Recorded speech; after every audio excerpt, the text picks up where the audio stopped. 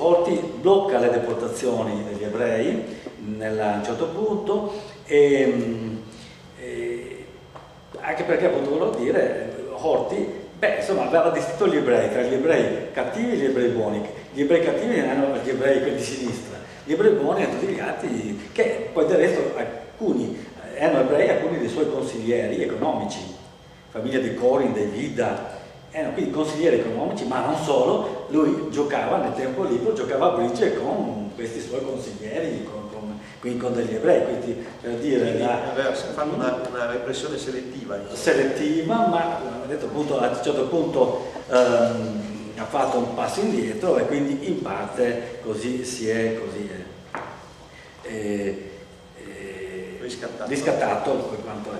Rimangono appunto le tre leggi razziali più la prima, che non è considerata una legge razziale, quella del numerus clausus, no? Che limitava al 6%, ma non solo rivolto agli ebrei, ma a tutte le minoranze in partecipazione, cioè iscrizione all'università, eccetera, quindi limitata a un 6%, anche perché siamo subito dopo la guerra, quindi l'università, l'Ungheria ha perso tutta la Transilvania, l'Alta Ungheria, eccetera, quindi ha una grande immigrazione anche proveniente dalla Transilvania, eccetera, eccetera. Dalle terre, ecco. Quindi la figura di Horthy, che quindi ne parliamo, e lui diventa comandante dell'Armata Nazionale, che agisce parallelamente quei battaglioni paramilitari, come capo dei ex quindi ufficiali dell'esercito austro-ungarico come Pál Pronai, Ostenburg, altri ancora, soprattutto Pál Pronai era questi battaglioni che agiscono quindi a fianco dell'Armata Nazionale, ma sono fuori dall'Armata Nazionale, quindi non sono alle dipendenze di Horthy, e che anzi, stiamo a fare il bello e il brutto nelle campagne ungheresi, quindi sono al servizio sostanzialmente della controrivoluzione dei grandi proprietari, quelli di cui specie di squadroni della morte, di squadroni della morte, che agiscono come parallelamente e in collaborazione con paramilitari, in collaborazione con l'Armata Nazionale, che era, diciamo, l'esercito ufficiale del governo controrivoluzionario di Segre. Horthy, una volta appunto viene nominato reggente, l'Ungheria viene conservata, quindi si ritorna, anzi viene conservata la forma monarchica, quindi monarchia senza re, però c'erano due tentativi, ammiraglio senza mare, quindi monarchia senza re. aveva una monarchia senza re, ma poi ha messo insieme le due cose, ma ha fatto una monarchia con un ammiraglio. Erano due tentativi del re di Carlo IV dell'Ungheria, Carlo I come imperatore d'Austria, due tentativi, il primo pacifico di riconquistarsi il trono ungherese, no? Sì, Carlo viene quindi di essere re d'Ungheria, quindi la via più facile sembrava a lui per recuperare il trono perduto, la corona. La prima, 2021, siamo la prima volta, arriva fino a Buda. Arriva pacificamente, arriva prima già organizza tutto a Szombathely, al confine, già incontra Telechi, già tutto organizzato, Telechi gli va incontro, poi Telechi deve fargli strada, deve anticiparlo, presentarlo, arrivare prima di lui a Buda da Horthy, per presentarlo stranamente Telechi sbaglia strada, anziché andare a nord va a sud. Quindi ovviamente cercava di non essere presente, di deviare appunto, volutamente ha sbagliato strada. Una mobilitazione internazionale per impedire comunque. Sì, quindi arriva a Buda, ma Horthy non vuole sapere di lasciare il posto al re, e il secondo tentativo finisce invece con un piccolo scontro sempre alla periferia di Budapest. Uno scontro armato presso la stazione di Kellenfeld, non l'altra, e alla fine si mette d'accordo e il re appunto si ritira con la moglie Zitta, che era venuta anche lei, e poi si ritira a Madeira, no? E poi morirà lì pochi anni.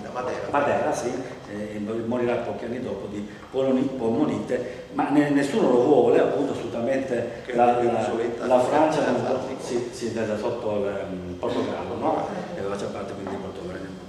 Nessuno lo vuole, soprattutto la Francia assolutamente, e l'Inghilterra, che appoggia la Gran Bretagna. Tutti i paesi, i paesi limitrofi che hanno guadagnato proprio dalla piccola intesa, si forma proprio questa piccola intesa tra Cecoslovacchia e Jugoslavia. La presenza dedicata anti-ungherese e anticarlista. E anticarlista, soprattutto la Romania, la Cecoslovacchia, appunto paesi nati dalla disgregazione dell'impero austro-ungarico, dalla duplice monarchia, non la vogliono sapere, quindi un Asburgo, già re d'Ungheria, imperatore sul trono a Budapest, il trono d'Ungheria, certamente era da evitare che non venisse ricostituita quindi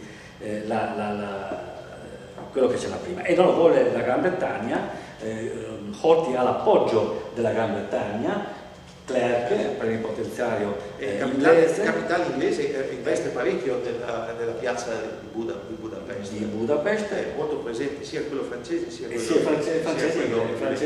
Soprattutto la Gran Bretagna diciamo, di riguardo appoggia di più l'Ungheria, la Francia appoggia la Romania, la piccola intesa, quindi la Francia avvalla tutte l'avanzata, tutte le conquiste fatte sul campo dei rumeni, devono poi ritirarsi da Budapest, ecco, hanno dato un po' troppo oltre i rumeni, e quindi tornano alla linea che è tuttora i confini, quindi anzi devono rinunciare anche a Debrecen, che doveva rientrare quindi anche nella grande Romania.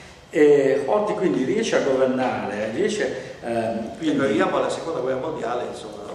La seconda guerra riesce a governare con alla fine facendo un po' di equilibrio tra la destra radicale e la destra borghese, i grandi proprietari, cerca di accontentare un po' uno o l'altro. Quello dice lui, mi sembra che qui riportiamo anche la sua frase, quello dice a Pronai, che Pronai si lamenta con Horthy. Pronai è uno dei capi di quei battaglioni paramilitari, quindi di estrema destra. Pronai si lamenta che Horthy insomma non fa più i loro interessi, e Horthy dice bisogna fare un giorno un passo a destra, un altro giorno dopo un passo a sinistra, poi di nuovo un passo a destra, un giorno a sinistra.